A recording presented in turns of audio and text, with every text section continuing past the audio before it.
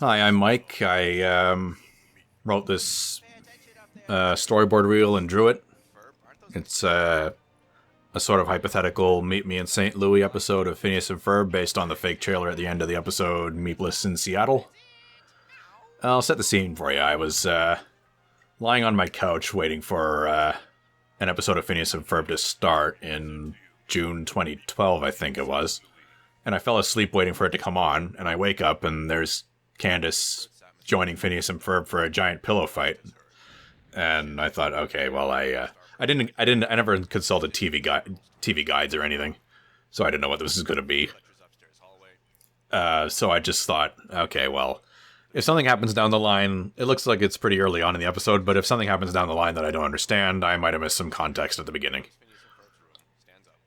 And then in the next scene, Monogram throws his back out and Carl gives him a crack, a spinal adjustment, in a split second. I was thinking, dude, did they make an episode based on the Meapless in Seattle trailer at the end of Chronicles of Meap? And sure enough, Monogram's next line is, I want your hat on my desk. I wasn't sleepy anymore, that's for sure. And it was, I enjoyed the episode. I liked how they incorporated most of the scenes, except for a few. Monogram. God, I love him. He's one of my favorite characters. So yeah, I think the only things they left out of the trailer were Mitch's line, "Aren't you a little young to save the universe?" And the shot of Doofenshmirtz and Mitch reacting to Baloney or Colin in the mech suit. And I got a kick out of the fake Meet Me in St. Louis trailer at the end. And I think I was mowing my lawn after that and thinking, do I want to try to string these scenes together, make a Meet Me in St. Louis fanfic? Because at that time, I'd been writing fanfics for about 2 years. I kind of got my start writing. Phineas and Ferb was one of the main writing inspirations for me, one of the things that made me want to be a writer. That and Tugs. I got my start writing Tugs and Phineas and Ferb fanfics.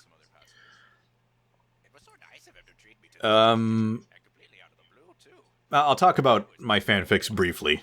The first two I wrote were really clumsy. The first one was inspired by I was just standing in my grandparents' barn one day after a rainstorm and there were birds everywhere. So I just thought, okay, Phineas and Ferb will want to try to make something that allow them to fly like birds, not with something anything jet-propelled or turbine-powered or anything, but with mechanical bird-like wings. And I also threw in a bird secret agent to work alongside Perry because his own nemesis, I guess, was out of action or something. Bradley the Bird, I called him, and then I threw in a nemesis for him. I think I called him Professor Flaregenfoots. He was like a member of Love Muffin who was stingy or something. I haven't revisited these fanfics, so I don't quite remember. I think I called him Flaregenfoots. That was a name I got from a Royal Canadian Air Force sketch. English as a second language news. Good night, I'm Heike Flaregenfoots. My Doofenshmirtz impression used to be good. I can't do it now. Yeah, Baloney definitely has some sentience in this. The second one was really clumsy because I had an idea for a C story. I always laugh when I see that scene in Fireside Girls Jamboree where Millie and Katie talk Doofenshmirtz into buying their cupcakes. So I just thought, okay, maybe he sets up traps around his building to keep the Fireside Girls away from him so they don't distract him or tempt him. And I figured they were triggered by the material in the Fireside Girls' uniform shoes. And then I remembered, Millie is the only one who doesn't wear those red shoes. She wears black shoes. So I invented an explanation for that. Which was their prescription shoes, because she has foot odor. I think I had holes on the brain. And, but then I wanted to see her torture someone with her foot odor, like stick her stinky shoe in someone's face. And I guess I had the Thaddeus and Thor episode on the brain. So I just thought, okay, maybe there's an out-of-town doppelganger for Isabella as well. And so the C story sort of became the A story, and that kind of sucked. I don't even remember what the B story was for the first two. They started to get better when around the third one. I remember Phineas and Ferb were pet-sitting an elephant, and they were trying to discover the secret of alchemy. They were trying to turn old tin cans into gold. And Doofenshmirtz made an amnesia-inator spray. I remember in the Mummy episode where he creates the wood-inator, he complains that it's not finished yet because he hasn't finished painting the name on it. And the idea of the function of a machine depending on what's written on it. I just thought, okay, so he makes an amnesia-inator spray and he writes it on the machine, but he's got it under a tarpaulin, and when he unveils it to Perry, the tarp scrapes off the S and the P, so it becomes an amnesia-inator ray. Spookily enough, after I wrote that episode, or fanfic, sorry, I try not to get a big head. I'm horrified of getting a big head. I wrote them all in script form, which doesn't help.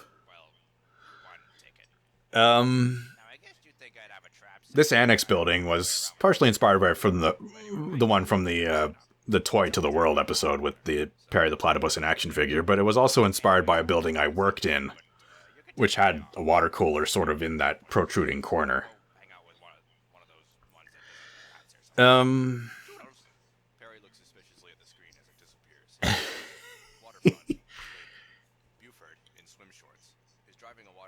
So yeah, I remember thinking if anyone's going to be towing Baljeet on water skis, it's going to be Buford, but he wouldn't be on a boat.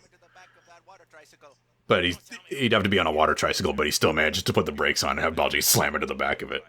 Which is probably safer to do on a water tricycle than a boat, because, you know, you got the propeller, Baljeet might have been cut to ribbons. This name that's painted on the boat, right here, I don't remember where that name came from. I have two guesses. One was, somebody on YouTube made a storyboard reel kind of like this, a Phineas and Ferb fanfic storyboard reel. It was kind of a normal episode kind of thing. I don't remember what it was about, but his Perry the Platypus impression, he did a Perry the Platypus impression and it made me laugh. He sounded like General Melchett. And the other idea, or the other name, where the other place it might have come from was someone who gave me an idea for my fourth Phineas and Ferb fanfic, where he suggested Phineas and Ferb create a machine that turns them into animals. I didn't quite do that. I had them turn into they turn Candace and Buford into dogs, and so they enter a dog show to compete against Pinky and Susie's dog, respectively. I think I invented the name Annie for Susie's dog. I don't know if she was given a name by in the show. I kind of stopped watching new episodes of Phineas and Ferb not long after this came out.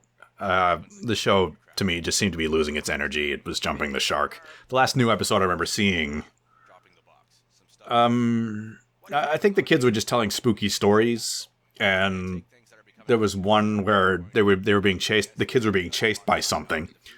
Buford and Ferb were the last ones standing, but they get jumped on as well. It wasn't the mink one.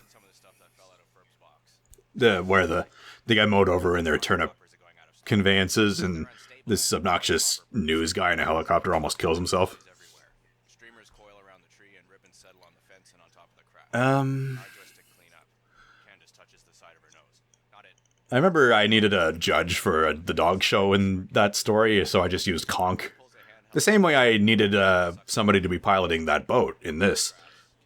The first draft, it was just some guy, and the second draft of that, I'll just throw in Captain Weber, because I like Captain Weber.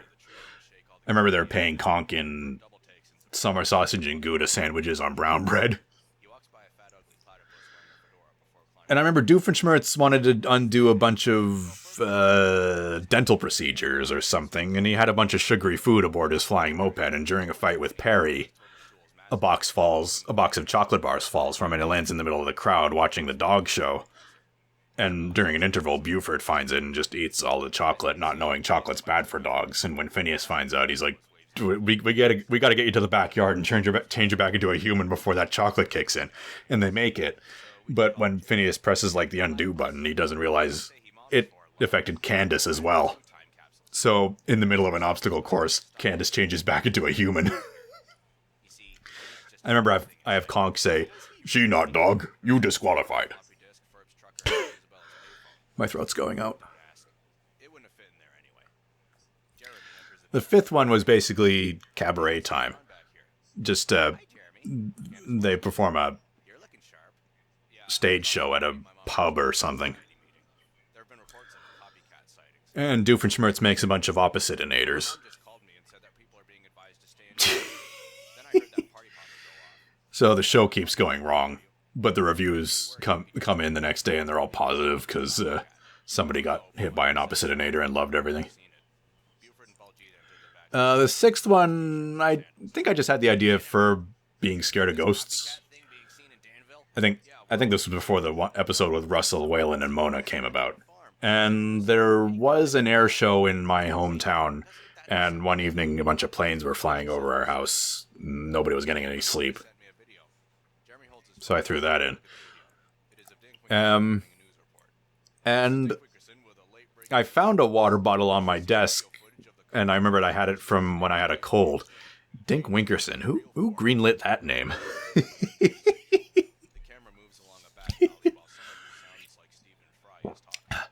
So I just thought, okay, Doofenshmirtz finds a water bottle on his desk from when he had a cold, and he figures he'll unleash the cold germs that have been festering in there and use his Gigantinator from the Steve the Lizard episode.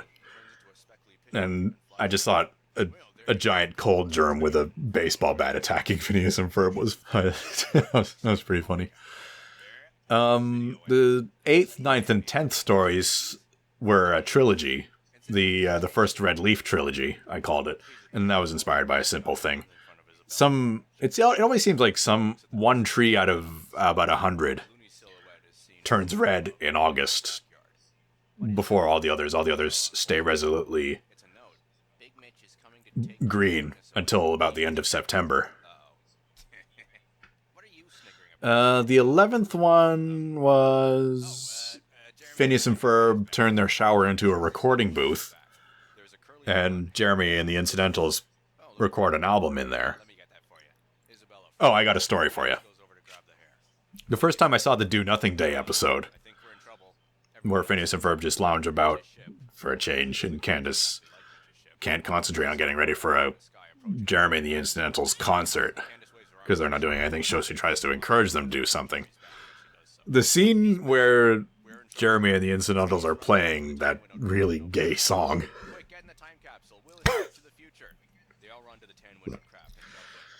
Oh, me and my friend were cringing so hard. And then Doofenshmirtz's Uglyinator zaps them, and they turn into kind of a punk rock band. And the audience gets all chavvy. My friend was like, so the Uglyinator makes them good? He was a music guy. I'm not a music guy at all. I can't write a song. That was always the one thing that was missing from my Phineas and Ferb stories, and it's certainly missing in this. I have no musical talent whatsoever. I can't create a melody. I can't read music notes. I can write parody lyrics of existing songs. I actually wrote sort of a poem that was turned into a song by a college classmate's roommate of mine for a project. But I can't write my own songs.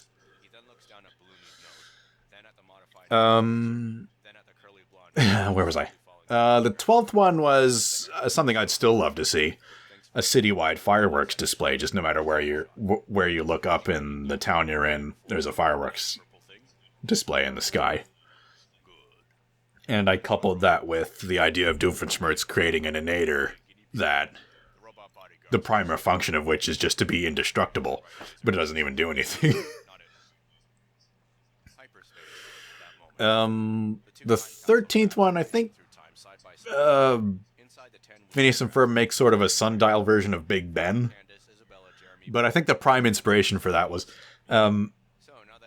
Perry gets injured fighting Doofenshmirtz. He does stop him, but then he's got to go back to headquarters and do a accident report interview with Monogram, who just keeps asking for details, even though the whole story's pretty much out.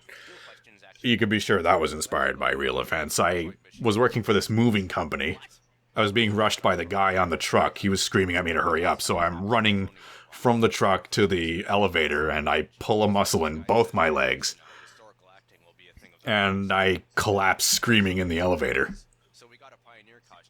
So then I have to go back to the office, and I'm doing this accident report interview, and they just keep asking for details. I must have been there for 3 hours.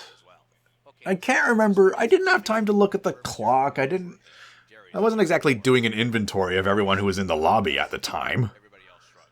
I was busy screaming in agony.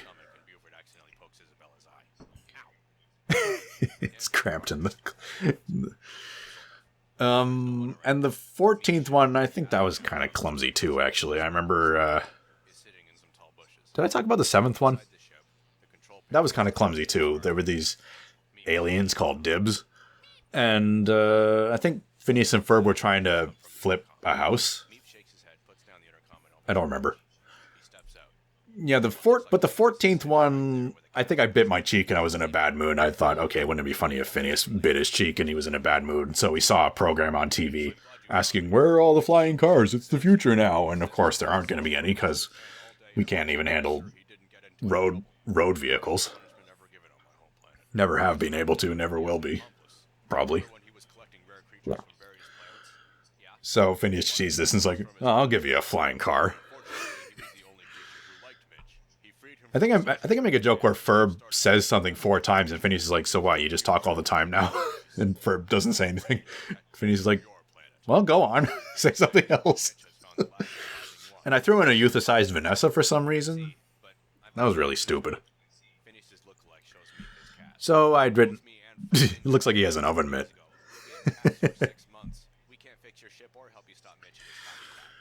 So I was thinking, do I want to try to write a story based on the fake trailer for Meap Me and St. Louis? I had 14 Phineas and Ferb fanfics under my belt, only a handful of which were any good. And I was lying on my grandma's couch one day, and the thought of a time-traveling time capsule entered my head. And the story just kind of came together. The jigsaw just sort of formed around these scenes. It was incredible, really. Everything just kind of came together. The story really is Mitch is back, and he obviously escaped because the judicial system on Meap's planet sucks. Like a pneumatic transporter. And, I'll always laugh whenever I see bald Monogram. So I guess I'll talk about... Yeah, sorry I'm not talking scene by scene here. But, I'll talk about the scenes in the trailer. Zooming out of the Earth was easy to put in. I figured with Baloney back... And I think they kind of screwed up the continuity of Baloney because there was a new episode where Doofenshmirtz was trying to... This seemed kind of far-fetched, the copycat being able to turn into buildings and landscapes and stuff, but I just thought, it can turn into anything it sees. That includes settings. So Doofenshmirtz had a clip show to himself, and he was trying to dwell on virtually all these backstories at once, and that included the Baloney one. And then Norm said, well, we found Baloney, and then he just pops. And I think, okay, they forgot about Meapless in Seattle, because I'm certain that came after Meapless in Seattle, where Perry brought Baloney back after he'd been popped by a robot. And the continuity was always something that impressed me in the show. I like this line. How long is it going to take us to get to Detroit in 10 years?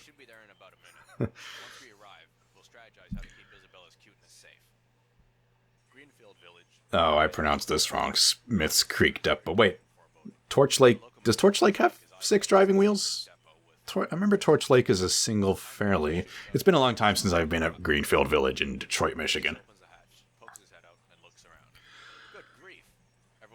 It's yeah, I've been there a few times. The Henry Ford Museum is across the road from it. These soldiers are sort of based on the concert party from An 8.5 Hot Mom, although this guy, that's obviously not the Sergeant Major. Not even based on the Sergeant Major at all. This guy's a sergeant, just some sergeant. But I think this private here, Private Blemish, was sort of supposed to be based on Parkins. That guy in the glasses, that can't be Graham, he's got hair. So there's a hotel pretty much next to the Henry Ford Museum. Oh, I got a story for you. There's a pool in the backyard of that hotel, and there was a lifeguard there, and she was on her phone. And as I'm screwing around in the pool, I hear something familiar, and I realize the lifeguard is watching an episode of Phineas and Ferb on her phone.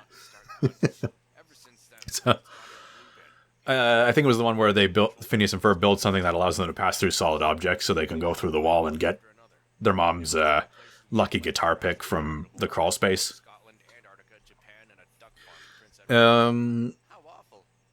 So yeah, this place, Greenfield Village in Detroit, Michigan, is across the street from the Henry Ford Museum. So if you're not too put off by what an anti-Semite Henry Ford was, you could go there. Oh, I got another story for you. I had another friend in high school. He was anti-Semitic and he hated Mexicans. So I'd always laugh whenever I saw him because the Mexican Jewish Cultural Festival song would play in my head.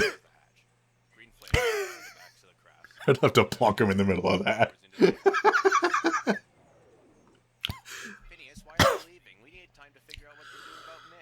I should have gotten a drink. So I figured I'd work Baloney back in, and I thought maybe Doofenshmirtz had an evil plan in mind, but Baloney was contacted by Mitch, wanting access to Doofenshmirtz's, or the Sockman's, as he calls them, facilities, and Baloney, not wanting Doofenshmirtz to be in danger, just gives him a ticket to a stage play. And I figured Doofenshmirtz finds out that it's an adaptation, and it's butchered. Phineas just matter-of-factly calls Isabella cute, and she's super stoked.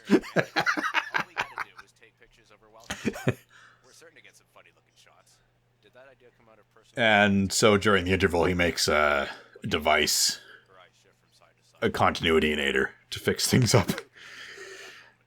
And I thought, well, it would have to be something portable if he was going to abandon his original plan. So I just thought, okay, maybe originally he intended to make an inator out of old electric toothbrushes.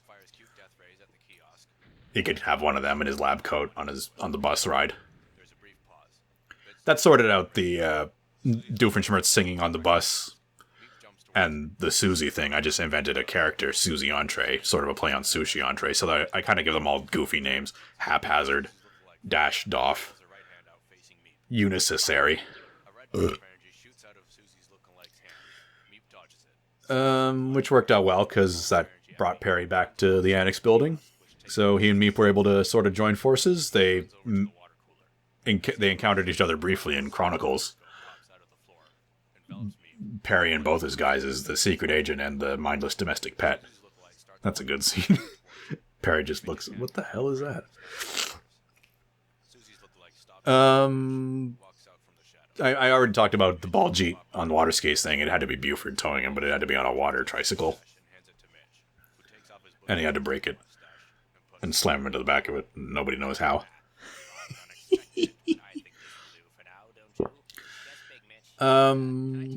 What really kicked things off was the scene with Phineas and Ferb. Phineas is looking off screen saying, "Ferb, aren't those extinct?" I remembered Mitch's initial villainy was collecting and imprisoning rare creatures. So I just thought, okay, what if he got a rare creature from Earth, and this rare creature liked Mitch and freed him from the timeout chair, which later became the social worker's hand. And I don't know where Copycat came from, but as soon as that thought entered my mind for a supposedly extinct species, I just thought, okay, maybe it's a shape-shifting cat. That's handy. I also really I also was very appreciative of the scene of Meap walking glumly away from his ship and it blows up and he doesn't react.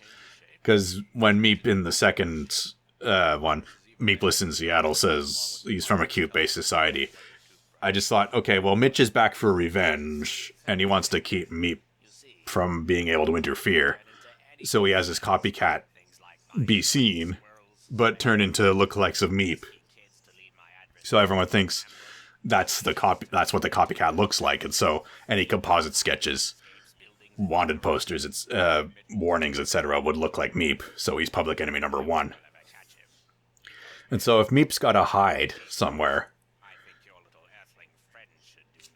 being from a cute-based society, having to conceal his appearance would be a mark of shame, I guess.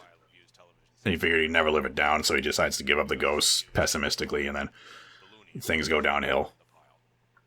And he just decides to suck it up, put it aside, and get back to his duty. Candace reacting to Jerry the Platypus. I remember Jerry the Platypus came from the one where Doofenshmirtz makes a bunch of clones of Perry, and this fat ugly one was the first one to come out, and he calls him Jerry. So I decided, okay, well, Phineas and Ferb try to find Perry to put him in a fedora like when he was Totally Tool's mascot. They can't find him because he's on a mission. So they build a cloning device and get a DNA sample of Perry, like one of his hairs, and just make a clone. It doesn't come out right, but they don't care. They just call him Jerry. And then they have to abandon their plan, but they escape in their time capsule, which is these two purple crafts that travel side by side, one for passengers, one for cargo.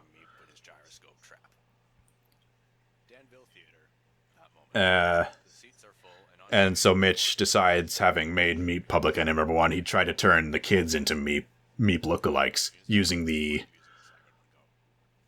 DNA machine, the DNA cloning machine, and hair from the back of Jeremy's suit that he has on in the trailer. Because it doesn't sound implausible that one of Susie's hairs would get on his suit. I mean, cat hair isn't the only hair that gets everywhere. It's just more noticeable if you have, like, a ginger cat.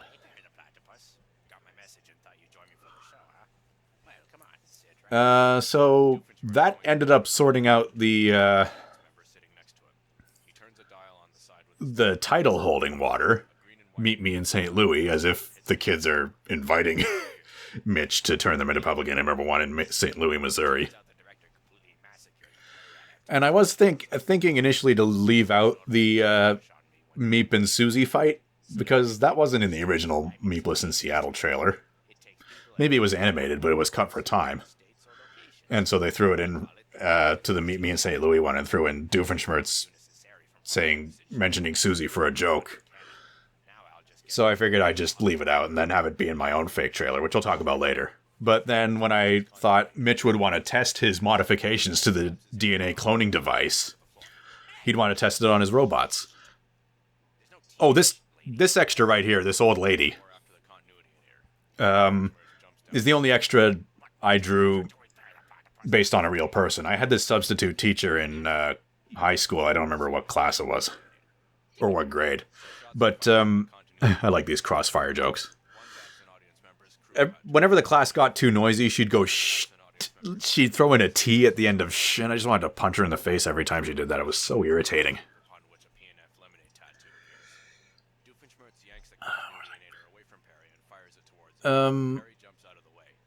And I initially thought the scene of Jeremy entering what looks like a church in a suit saying, "I object to this union," was going to be tricky, but then I remembered the banquet episode where Candace accidentally turns into a tangerine orangutan, or what everyone thinks looks like a tangerine orangutan.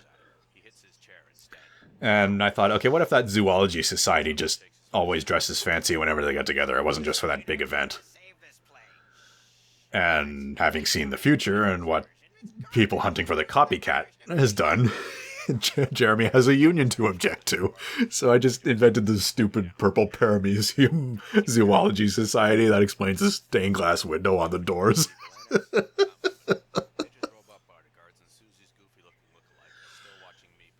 And the once I thought of the scene with the two purple crafts colliding and the scene of Meap standing on the Gateway Arch. I didn't know it was called the Gateway Arch at the time. I didn't know anything about St. Louis geography or landmarks.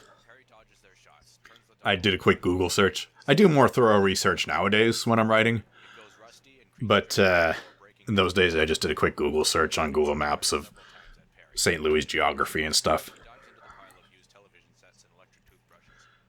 I think I mispronounced Kiner Plaza. I call it the Kiner Plaza.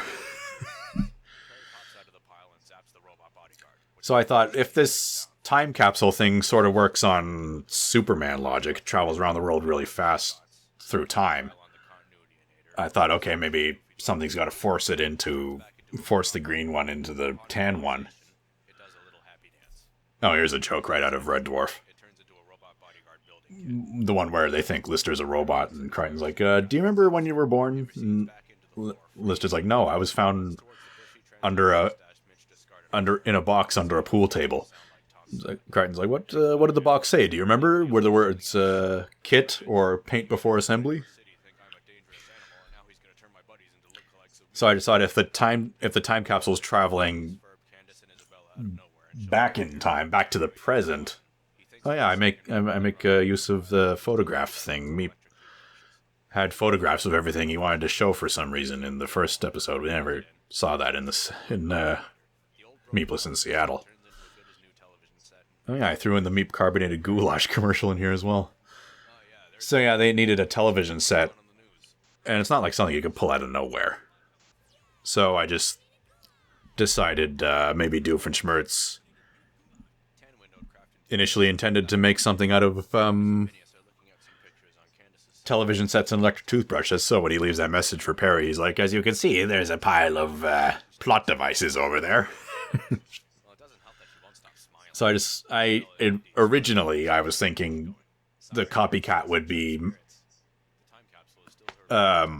Mitch's ship before I worked out the scene. It had disguised itself as Meap's ship, just to lull the kids into a false sense of security before it drops those Meap balls on them.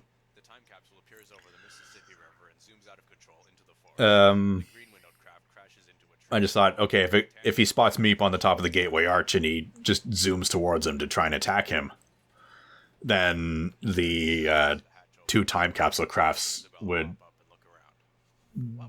appear flying backwards, and the tan one would bump the green one, which would hit the copycat. And that sounded a lot clearer in my head, so I just threw in a line of Buford saying, yep, that's confusing, when Phineas realizes, oh, that's what hit us. you could take a bad picture of Candace while she's talking, because she's so worked up all the time, but you can't take a bad picture of Isabella while she's talking.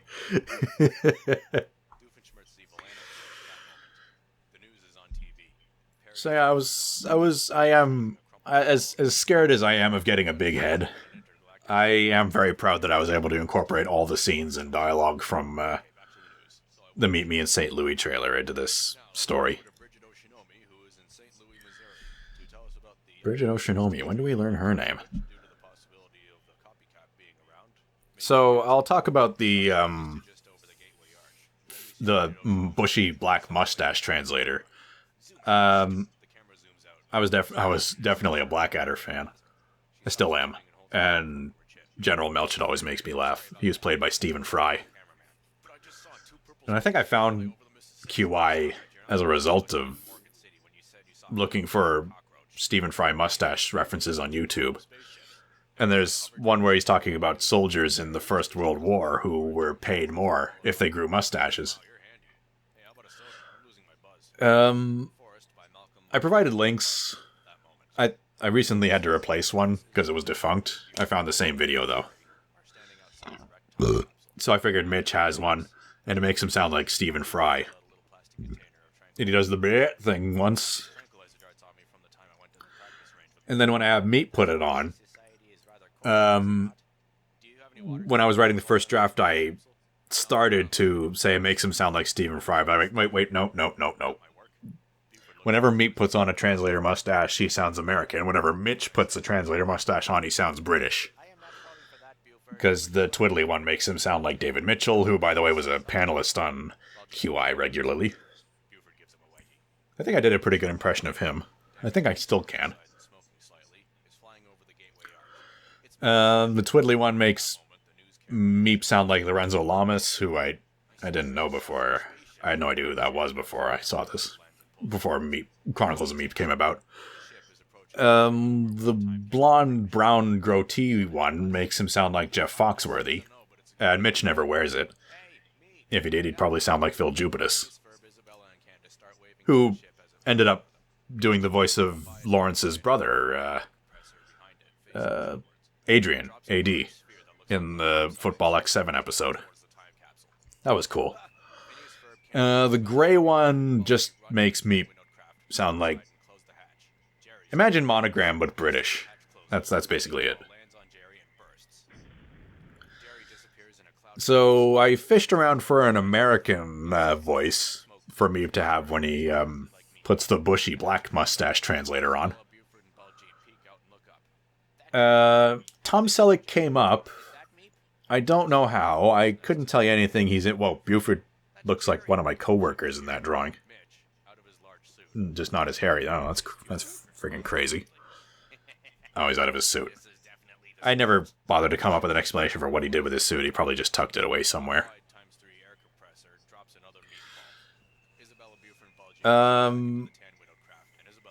I remembered hearing about Tom Selleck's mustache, so I had a look.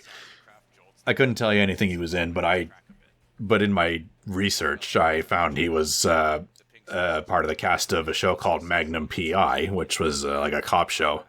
And I thought, well, that's appropriate for Meap here, who's a intergalactic security agent.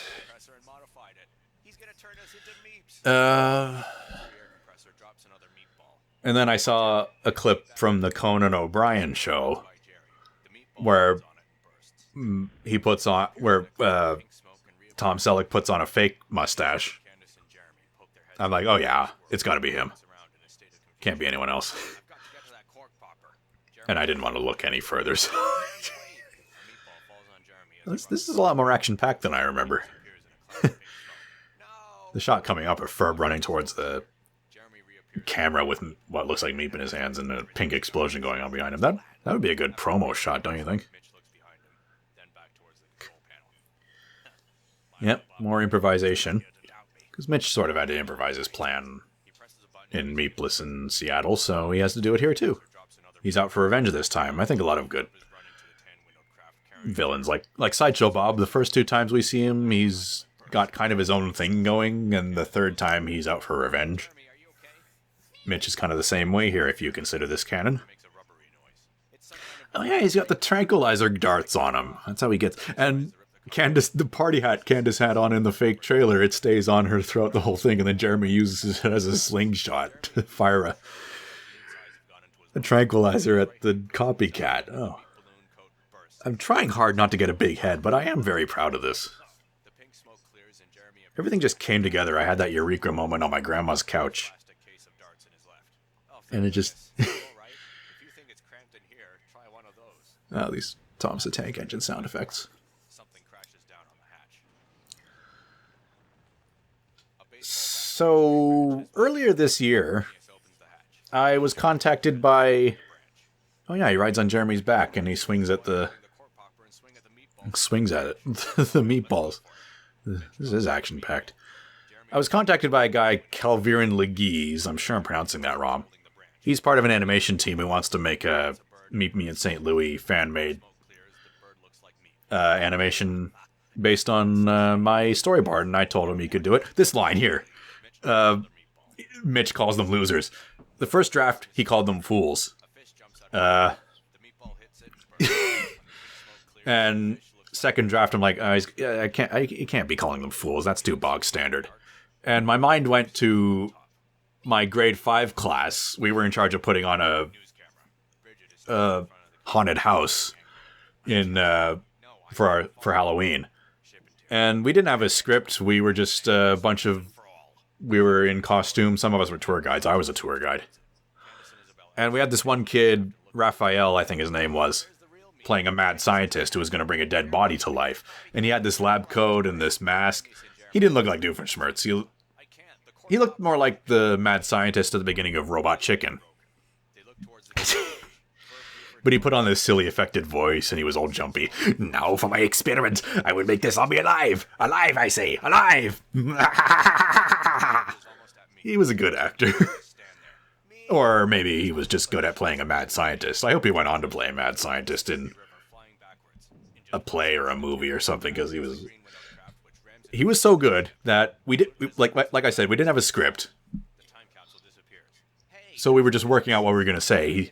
And the guy playing the dead body gets up off the operating table and walks towards the punters.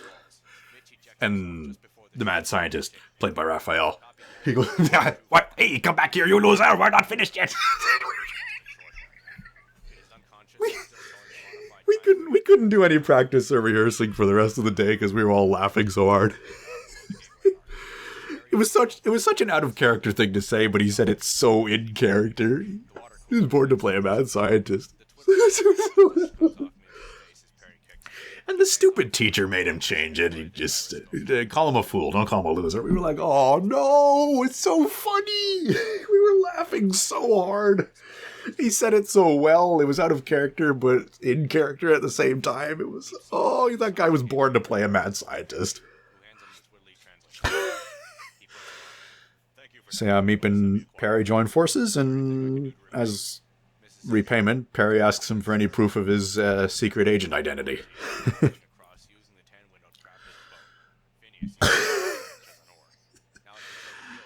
So yeah, I just changed it to losers. I didn't do it justice, but oh well. So yeah, there might be an animated version of this on the horizon, spearheaded by a group of animators led by Calviran Leguise. Calviran Leguise was at least the guy who reached out to me asking for permission to use this storyboard reel as a template. And I was okay with it. I certainly am. I try to keep my eyes off the prize. They asked me how to contact me for business inquiries, and I said, oh, don't worry about that. Go ahead and use it. I subsequently went to college I wrote all my fanfics in script form, and I subsequently went to college for general arts, and I learned how to write scripts properly. And during my college years in the general arts program, I came to the conclusion that trying to create stories and trying to make money, putting them together would be a big mistake. So I try to keep my hobby a hobby.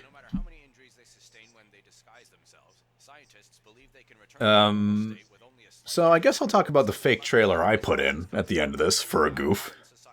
I never had any story in mind. I just threw in a bunch of random scenes and characters. I wanted to throw in a Welsh flag. And I went to Wales a year after I put this out. It's great, but don't drive there. I guess I had the Bad Beard episode on the brain, so I figured Meap puts on one of the Bad Beards from The Treasure of Bad Beard. I just realized Jeremy spends the whole episode in a suit, and Buford and Baljeet spend the whole episode in what you might call beachwear, swim shorts, sandals, t-shirts. I don't know where that boiled eggs came from. On Buford's shirt. And still got the party hat sticking out of it. So yeah, I did this all in pencil. I've got the drawings at my fingertips. They're still on my desk. I should do something with those. I don't remember how many sheets of paper I used, how many drawings I did. I did 6 drawings on each side. In my fake trailer, I threw in a giant balloony, and I figured Senor Frog could make a reappearance. That'd be funny. Candace sees Senor Frog, the burnt-up Senor Frog. Ooh, that'd be freaky. I figured Jeremy, Buford, and Baljeet got in on the fun this time, so I figured I'll bring in the Fireside Girls. Holly, I remember being the only Fireside Girl who didn't have anything. I remember Gretchen was the second in command. This ship, I remember I drew it. I made a version in Google SketchUp, which I haven't used in years. I can't open it anymore. I still have the file. So Gretchen was the second in command. Addison was the accident-prone one. Ginger turned out to be Stacy's sister, and she had a crush on Baljeet. Millie and Katie were always seen together. I know what the shippers are going to say about that, but they were also at the heart of the "all right, you talked me into it" scene. There had to be an exploding porridge factory, because there had to be an exploding porridge factory. And I fished around on Google for a movie title that I could make into a Meap pun. The credits music I use, the Genshiken theme. I think I was looking for something else, and I found that instead, and it got stuck in my head, and I figured since Chronicles of Meap was inspired by some Japanese convention one of the writers went to, I figured I'll just throw that in. The Japanese music. So have I had any inclination to make something of this fake trailer? Well, upon revisiting, I realized two of the characters have something in common. Two of the characters I arbitrarily threw in have something in common. I could work with that. I could well write down ideas in a beat sheet, and maybe even a script. But do I have time to draw a freehand storyboard reel and record and edit? I don't know. Thanks for listening. Bye.